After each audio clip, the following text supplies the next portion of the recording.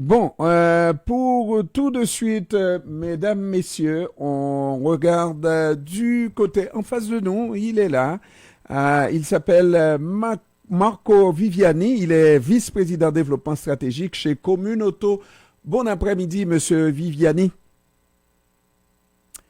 Alors, peut-être que votre micro est fermé, je Non, ne sais. oui, tout Bon, à fait, tout à fait. Bon après-midi, bon après-midi. bon, ça fait plaisir de se parler, c'est la première fois.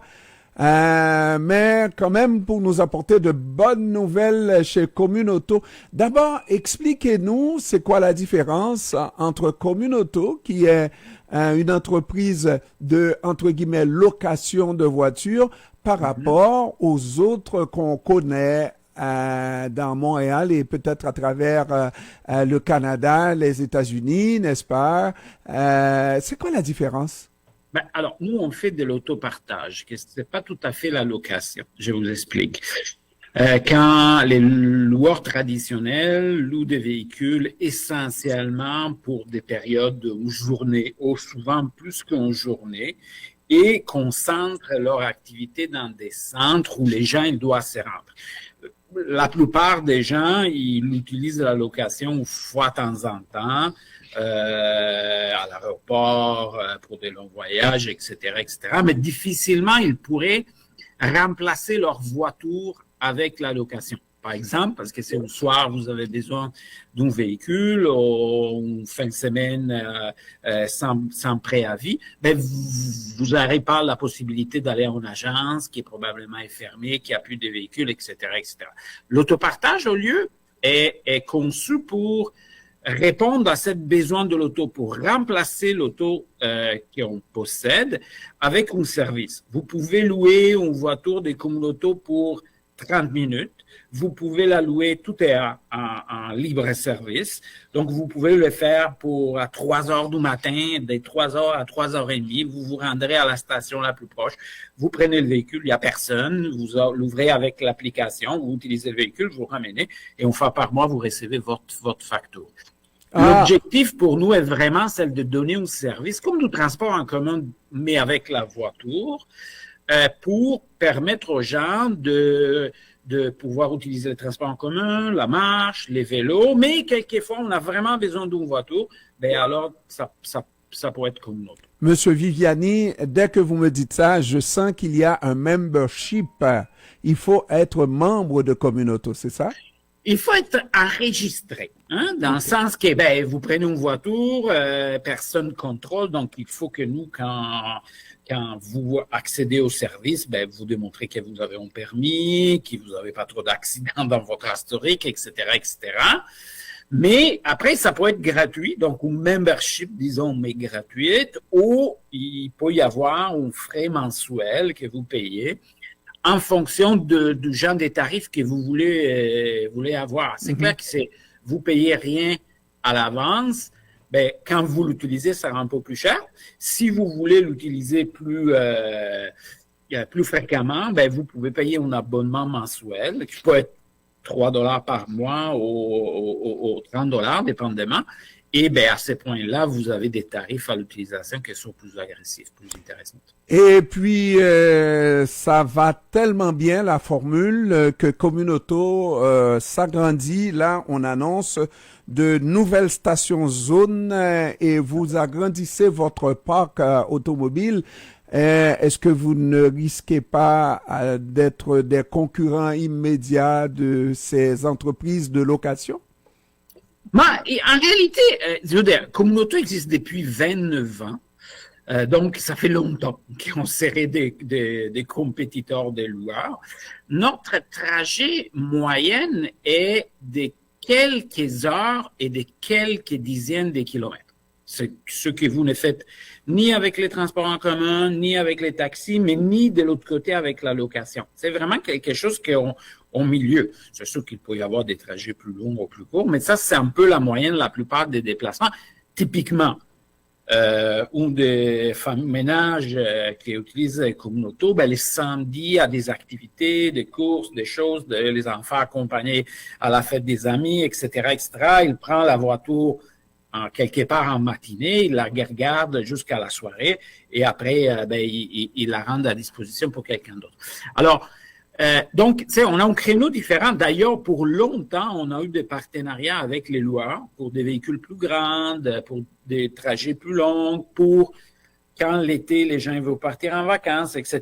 Et je dois vous dire que ça fait 2-3 ans qu'on les a plus, et c'est pas parce que Communauto ne veut pas, mais c'est vraiment parce que les loueurs, ils ont passé des véhicules.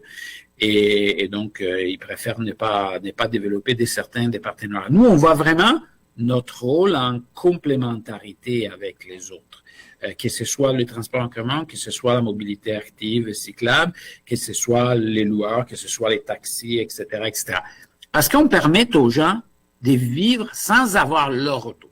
Sans avoir le souci, sans avoir tout le reste. Sans avoir le souci de se demander est-ce que j'ai payé mes assurances ce mois-ci, est-ce que j'ai payé aussi pour la régie de l'assurance automobile et tout ça. Et sans se préoccuper de la déplacer 2 fois par semaine ou 1 fois par semaine parce qu'il y a le lavage, le balayage des routes devant chez nous, si de la déneiger quand c'est la neige, etc. C'est clair qu'il fonctionne quand quelqu'un, justement, utilise tous les moyens de transport, de la location à la marche, parce qu'alors, réduit l'utilisation de la voiture, et quand il en a besoin, alors, il peut la réserver, il peut l'utiliser comme ça, etc., etc. C'est clair que quand on a besoin d'avoir une voiture toujours à notre disposition, c'est plus difficile à partager. Mais à Montréal, on a la chance que dans plusieurs quartiers, il y a des bonnes conditions qui permettent de marcher, où il y a du transport en commun, où il y a du vélo partage, etc. Et donc, on peut compléter ça avec l'autopartage. Maintenant, vous avez un parc automobile, je dirais, quand je regarde les voitures identifiées Communauto, je vois que c'est des voitures dans l'âge moyen à peu près.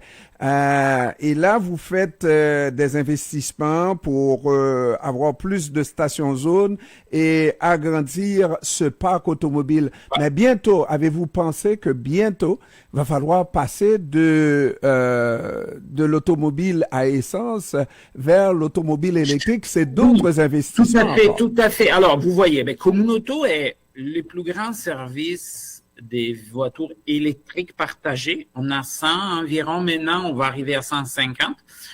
C'est quand même limité.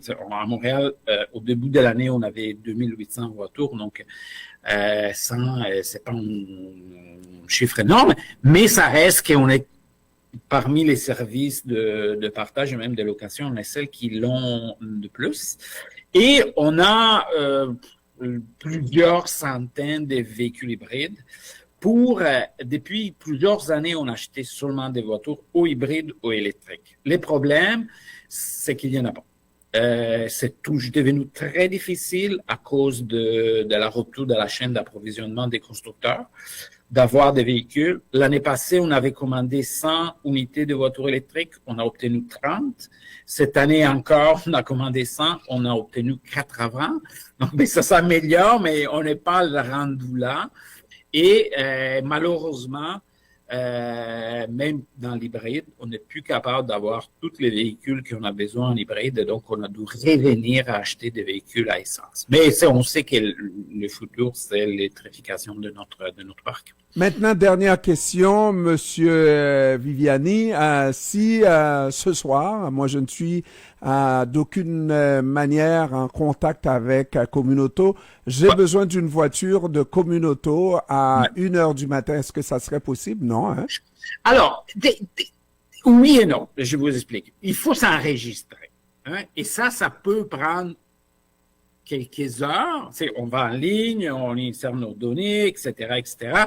Mais il faut qu'il y ait quand même du traitement manuel en arrière, quelqu'un qui vérifie que les documents sont bons. Donc, peut-être que dans l'espace de quelques minutes, vous avez une réponse, mais normalement, nous, on dit attendez 48 heures. Une fois que vous êtes enregistré, là, vous pouvez le faire quand vous voulez, sans aucune délai. Vous allez sur l'application, sur le site web, vous bloquez votre voiture, que ce soit une voiture réservée ou que ce soit une voiture qu'on appelle flex, Je peux expliquer dans 2 minutes. Et après, vous faites votre déplacement. Alors, nous, on a 2 types de services. Des voitures qui vous réservez à l'avance, souvent pour des déplacements plus longs, quand vous pouvez le prévoir. Un autre service qui s'appelle Flex. Les voitures sont pas réservables, mais sont distribuées sur le territoire. Vous pouvez la prendre à une place et la laisser à une autre à l'intérieur d'une zone qui, en ce moment, représente une bonne partie des arrondissements de Montréal. Et donc, vous savez, il y a ces 2 typologies de services. Mais une fois que vous êtes enregistré, ça dépend de vos besoins. Absolument. Marco Viviani, vice-président développement stratégique chez Communauto. Monsieur Viviani, je vous remercie d'avoir pris du temps Merci. de nous parler cet après-midi. Merci, au revoir. Au revoir.